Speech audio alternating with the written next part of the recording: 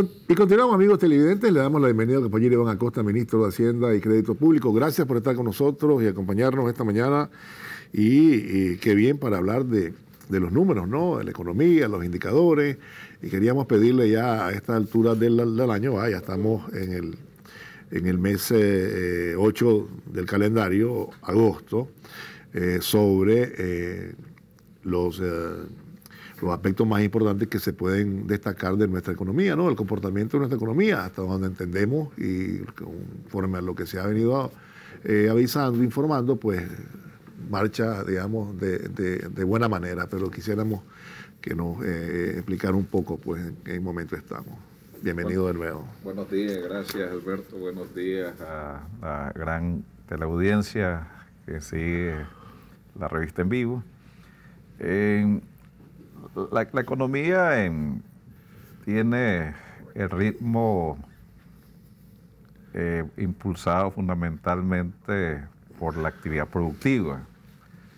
La economía nicaragüense ha mostrado durante todos estos años, incluso donde debemos marcar muy fuertemente el 2018, una gran capacidad de adaptarse, una capacidad de mantenerse en pie, realmente con posibilidad de enfrentarse a desafíos complejos, que ahora se dice en una sola palabra, resiliencia, dicen.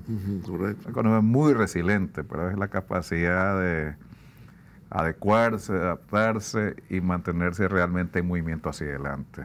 Eso tiene que ver con la política del gobierno del presidente Daniel Ortega, fundamentalmente, que es garantizar una gran fortaleza en la macroeconomía, pero sin descuidar la inversión social, o sea, sin descuidar la lucha contra la pobreza. Correcto. No llegar a las famosas recetas neoliberales de tener, además eran reservas muy débiles, pero decían reserva al final, a costa de que hubiera más pobreza, reducir todos los servicios sociales, reducir la actividad en el campo, sustituir, probablemente era su idea, toda la actividad del campo para favorecer el comercio, o sea, la importación de bienes. Por lo tanto, a medida que había alguna estabilidad económica, crecía la pobreza. Eso cambió y eso fue una de las virtudes y la visión del presidente Daniel Ortega de lograr cambiar los costos de transacción del país. Los costos de transacción es reducir para la producción definitivamente los costos vinculados a la producción, que tiene que ver con la logística, y era llevar carreteras buenas, energía, telecomunicaciones, fortalecer las telecomunicaciones y proveer de los mejores servicios sociales expresados en la salud y educación a la amplia población nicaragüense, que quiere decir también volverlos de manera definitivamente servicios públicos y sociales, gratuidad absoluta, y además con reforzamiento en esa provisión de bienes sociales o servicios sociales, en este caso con la merienda escolar, es decir, a restituir derechos, devolver derechos y reconocer derechos, que es un tema muy importante. Eso permitió, primero, un rápido crecimiento y una rápida reducción de la pobreza, como pudimos observar en los primeros 10 años. Y en 2008 al 2021, que fueron años muy complejos para la economía, en el caso particular de la economía global por la pandemia, pero claro, por el caso nuestro, el efecto del cambio climático, 2 huracanes, o más de 2 huracanes a esta altura, la pandemia más intento fue golpe de Estado, define cuál es tu economía. O sea, es el stress test, dicen los organismos internacionales. Si querías saber cuál es tu capacidad de resistir, tu resiliencia y todas esas terminologías, eso lo definió o fue definido en esa consecutividad de eventos de alto impacto. Decimos que tuvo un impacto negativo en la economía de casi aproximadamente 25.000 millones sumados los tres eventos. Claro. El 85% realmente el intento fue de golpe. Pero ahí define cuál es la capacidad de absorción del sistema monetario, de la banca comercial, la capacidad productiva de los agentes económicos, el papel protagónico de los productores, los comerciantes, los transportistas, para mantener funcionando la economía. Entonces, partiendo ahí, decimos, ¿cómo nos encontramos en 2023? Porque ahí es donde dice, todo eso es el pasado, ahora claro, ¿cómo funciona la economía hoy?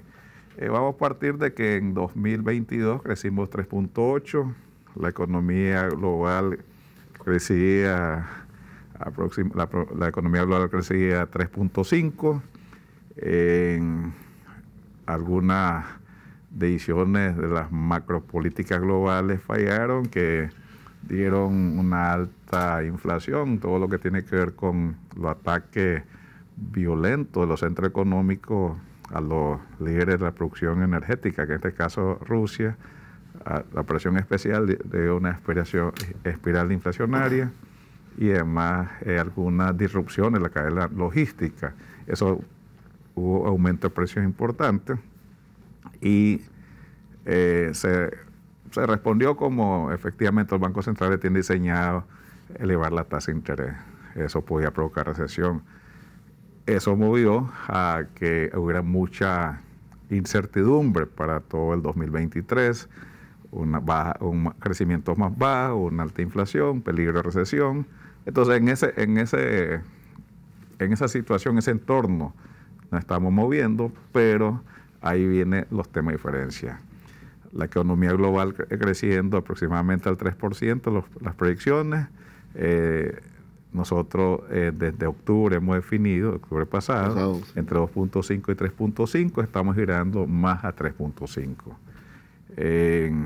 Definitivamente hemos visto que la economía nacional tiene mucha fortaleza en la producción. La producción en el primer semestre alcanzó aproximadamente 4.000 millones de dólares.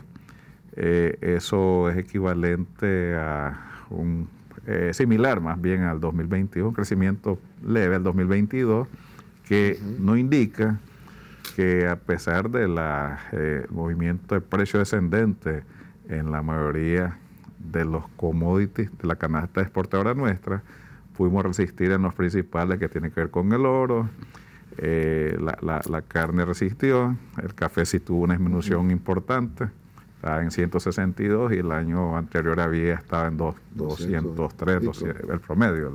Claro.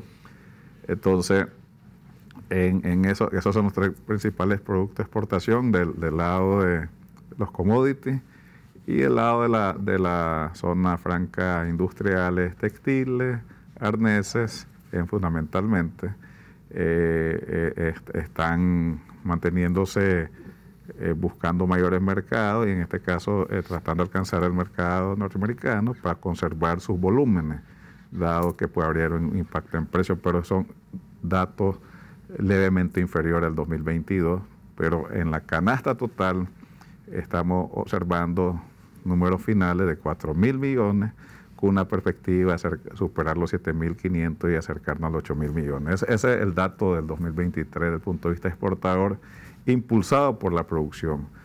En segundo lugar, tenemos una fuerte reactivación del sector turístico, la llegada, la reactivación de los vuelos. Hemos visto un movimiento importante en la demanda interna, en el consumo, que está apuntalado primero por la vuelta de las visitas, el turismo, y por otro lado un fuerte consumo interno apuntalado por las remesas, que tiene que ver con el flujo de recursos a las familias nicaragüenses de sus familiares que están en el extranjero. Ese número también es altamente relevante, está creciendo encima del 56% con respecto al 2022, entonces va a superar fácilmente los 4.000 millones de dólares, estamos, pienso, unos 4.300, 4.400 millones, con facilidad.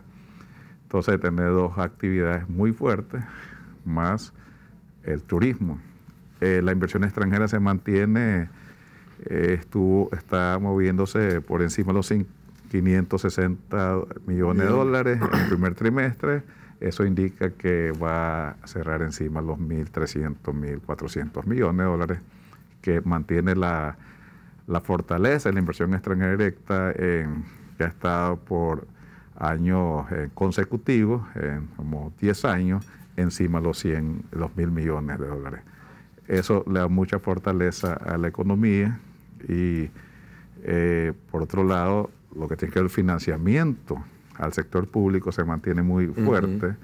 Estamos con más de 3.200 millones de saldo a favor del sector público para desarrollar las inversiones públicas programadas en energía, transporte, agua potable y saneamiento, Puerto Corinto, la pista Juan Pablo II, las costaneras, que ya son programas que están contratados entre los más importantes. Hospitales, ha visto el avance de los hospitales. Sí, los hospitales, sí.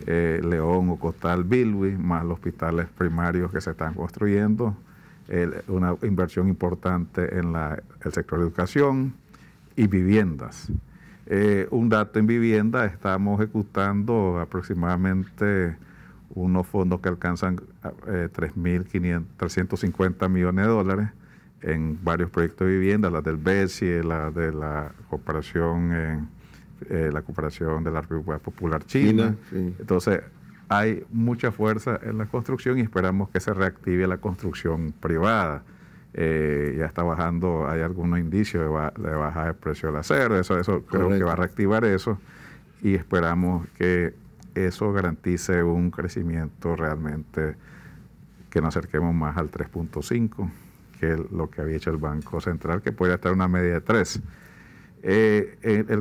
La mayoría de los sectores están en posición positiva, los financiamientos de los bancos está creciendo de manera importante, ya se ve una reactivación en financiamiento, seguramente los bancos están llamados para ofrecerte crédito, eso es una muestra, pues, comparado al 2021 o al 2020. El sector en la agricultura, como decíamos, es uno de los pilares de la exportación y se mantiene muy bien. Hay fortaleza en la economía. Esto ha sido continuo, lo hemos revisado desde el 2007, toda la serie histórica, se mantiene. Algunos sectores han disminuido, efectivamente el sector pesquero, como efectivamente la Cámara de Agricultura, el cultivo disminuyó su producción este año, pero está alcanzando las metas planteadas y la está superando. Esperamos una reactivación muy fuerte de la pesca de langosta. Los precios no están tan bien internacionalmente, pero esperamos que se compense con una mayor captura, volumen. Y el sector pesquero creemos que en los próximos años va a aportar cantidades significativas de recursos. Ellos aportan ahorita más de 300 millones, pero un sector con capacidad de alcanzar los 500 millones fácilmente. Además, el Tratado de Libre Comercio viene en 2024. Eso va a permitir alcanzar un mercado grande y eso seguramente movilice mayor inversiones al sector pesquero y va a ser uno de los que tiene más capacidad de crecer rápidamente, porque trae la inversión y año a año ya produce, no es como los cultivos de 4 años. Sí, correcto. Ya rápidamente. Entonces, eso es lo que tiene que ver con los pilares de la economía desde el punto de vista de la producción. En la parte fiscal, como podría seguramente observar, el Ministerio de Hacienda está informando a las instituciones supervisoras y en este caso también la legislativa, la Asamblea Nacional, de tener un desempeño importante en términos de superávit en todos sus trimestres. Esos son informes públicos. Claro. Entonces, eso lo que nos dice que los ingresos están creciendo más rápido que el gasto. Y el gasto se ha mantenido muy fuerte, creciendo aproximadamente 10-15% año con año. Y el ingreso está muy fuerte. eso nos permite ir fortaleciendo nuestras disponibilidades de reservas para ampliar la inversión pública. Si quisiera ir a una pausa para que nos ampliara más sobre este aspecto a propósito de la palabra ampliar y lo que tiene que ver con la economía doméstica, ¿no? Que además, y todos aquellos recursos que van dirigidos a atacar la pobreza, a disminuir necesidades y que, bueno, algún tiempo se les conocía como decían, en gasto, populismo, de diferentes maneras, ¿no? Que lo han llamado, pero que se ha venido desarrollando aquí de manera responsable. Vamos a la pausa y ya volvemos. Y hablaba usted de fortaleza en la recaudación, ¿no? Y ahí, digamos, explicaba que se ha recaudado más de lo que se ha venido gastando. Eso no quiere decir que ha recortado gastos, disculpe, ¿no?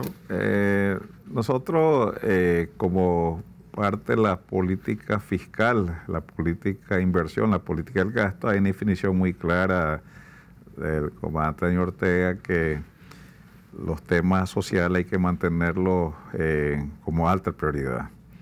Y eso se refleja en el presupuesto. Es una línea presupuestaria que dice que aproximadamente entre el 56 y 57% de todo el gasto público está dirigido a la lucha contra la pobreza, al gasto social, y eso está establecido de garantizar una política de cobertura muy alta de los temas de salud. O sea, salud que no solo es inversión pública, sino tiene que ver con medicamentos, que tiene que ver con el personal, mejorar las capacidades, estar garantizando que la infraestructura esté en buenas condiciones, el mantenimiento, operación, y garantizar en el área del sector educativo, en la contratación de los maestros, ampliar la contratación de maestros, ampliar el programa bilingüe o segundo idioma, se absorbió completamente la merienda escolar, se fortaleció la merienda escolar, además las mochilas escolares, es decir, se movilizó recursos importantes en la educación porque es una alta prioridad. Si es una alta prioridad, debes colocarle recursos. Esa es la diferencia que probablemente no querés mencionar. No podía ser alta prioridad la educación y la salud cuando le habían sacado todos los recursos. Correcto, ahí, claro. Estos gobiernos pues ya casi están olvidados, pero son del 90 al 2006. Sí. Ellos hicieron todo lo contrario. Son las anécdotas del vaso de leche. El vaso de leche era demasiado para el presupuesto, que la merienda escolar era un problema. Si venía recurso del PMA o de alguna donación, había merienda. Si no había merienda. El tema, posiblemente, reducir la cantidad de contrataciones de maestros y enfermeras y médicos. Reducir la lista de los medicamentos. La lista de medicamentos, pues ya la lista no existía. Ya no existía, esto claro. Existía era la receta y tenías que ir a la esquina a ver. La farmacia. La farmacia, eso era totalmente. Eso se mide por la cantidad de importación que hace el Ministerio de Salud de medicamentos. Eso se mide rápidamente. Cuánto se importaba en aquellos tiempos y cuánto se importa del Ministerio de Educación.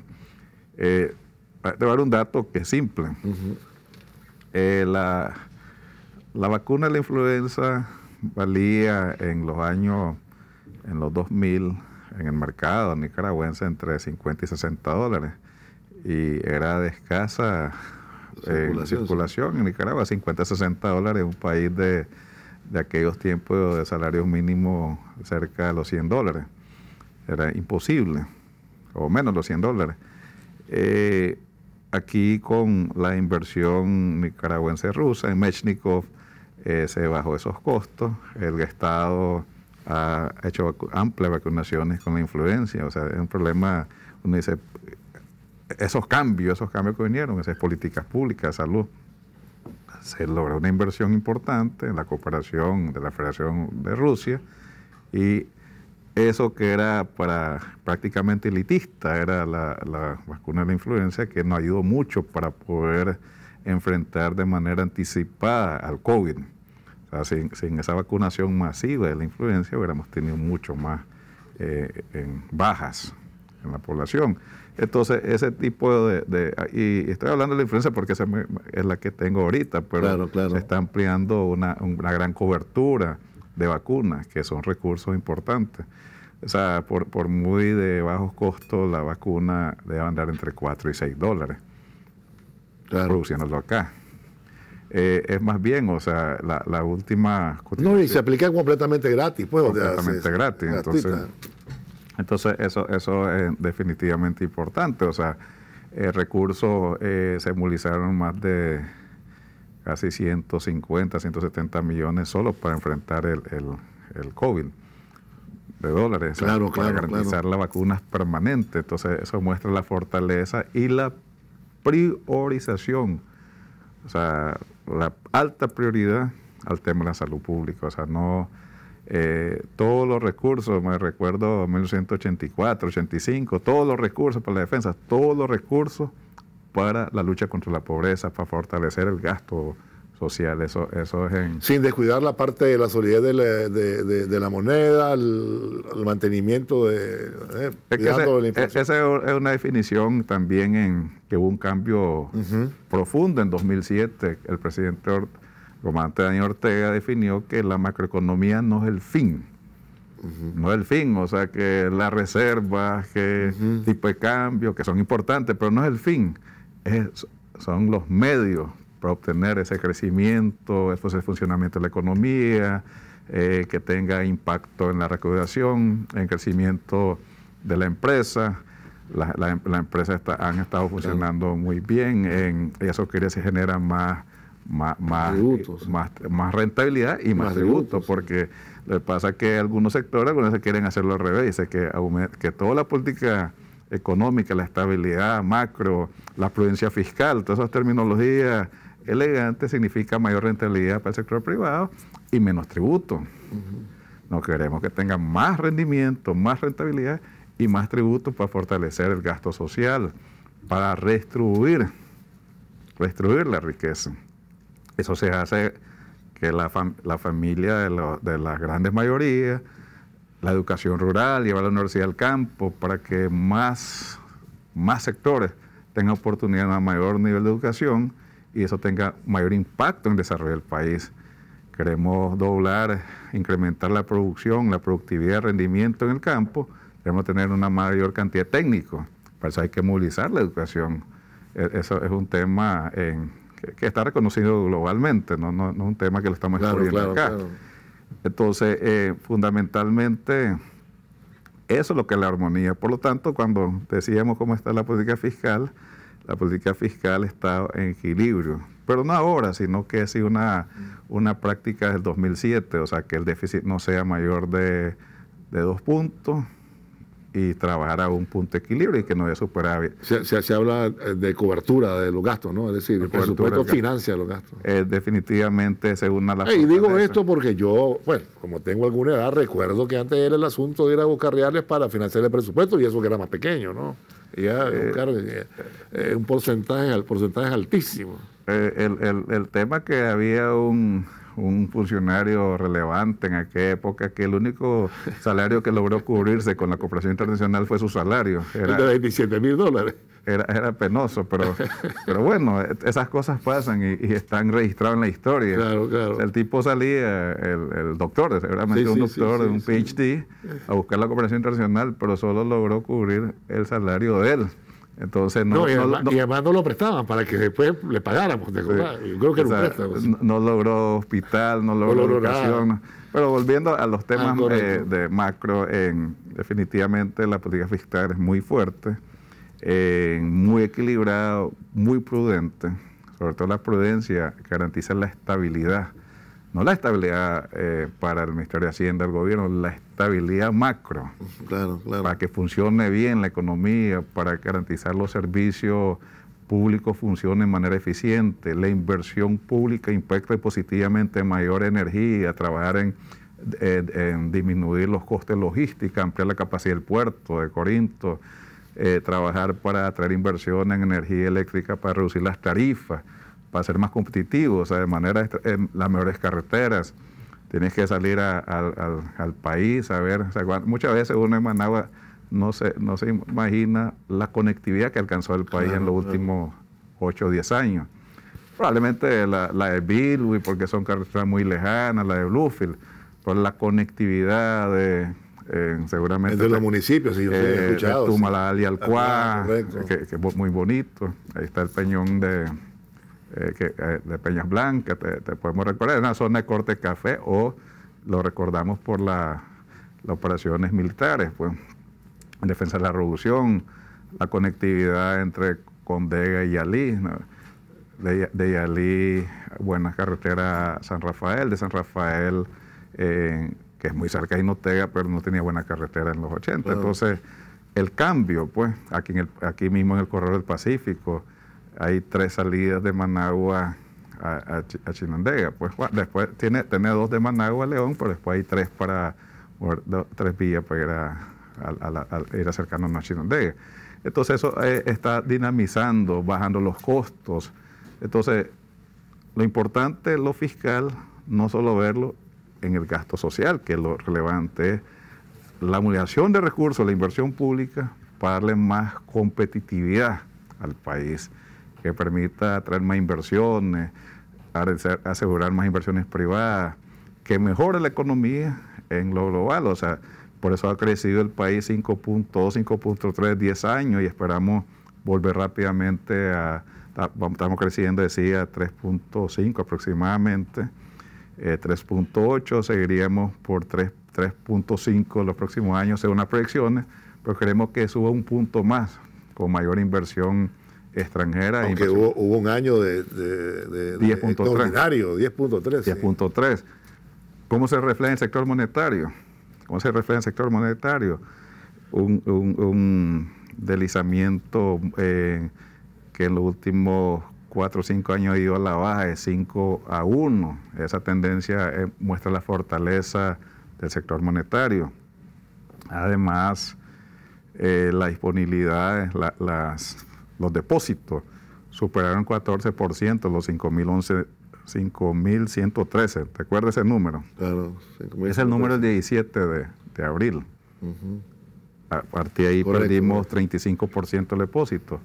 Recuperamos los 35% más 14%, es decir, ha crecido los depósitos, es un reflejo de la economía, el buen funcionamiento de la economía.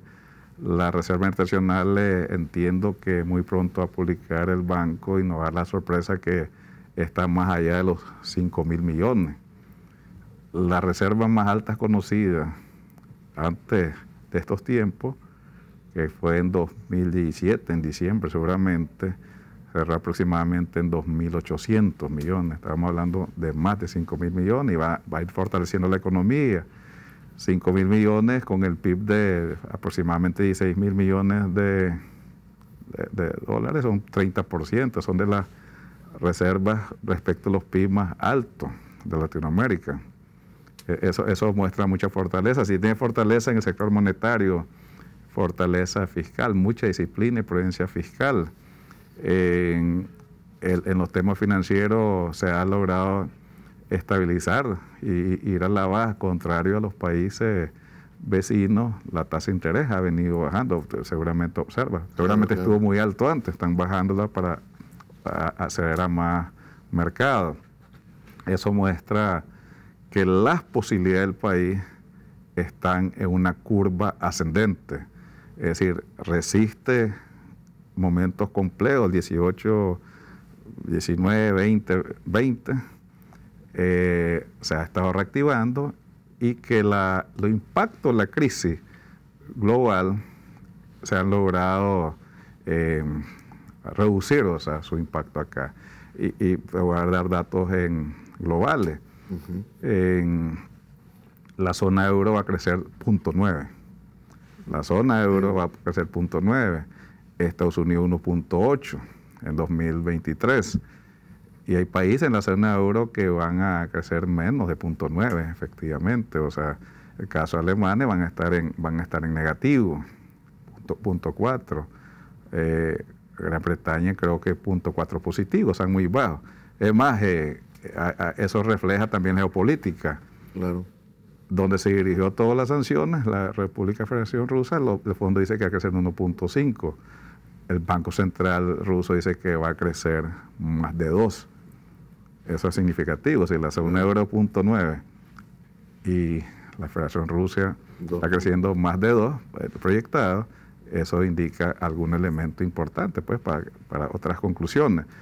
Pero lo que estaba, que a pesar de la baja del crecimiento de la economía global, Nicaragua ha demostrado por el trabajo dedicado de productores, artesanos, comerciantes, transportistas, todo el sistema logístico vinculado a la producción, la exportación, el comercio en general, la articulación del sector privado, grandes, pequeños, medianos, la articulación real con las políticas del gobierno, el sector público, el esfuerzo de seguir facilitando, mejorando la facilitación, o sea, garantizar que fluyan los procesos, ha asegurado que nosotros podamos mantenernos con una perspectiva de crecimiento en 2023 y perspectivas mejores en 2024. Claro, a 3.5, esa es la apuesta, podría subir más. Ok. Yo le agradezco, Iván, gracias por habernos acompañado esta mañana y brindado estos buenos números y estas buenas informaciones, ¿verdad?, para nuestro pueblo. La lucha contra la pobreza es una prioridad y continúa. Vamos a ir a la pausa, no se vayan, ya regresamos.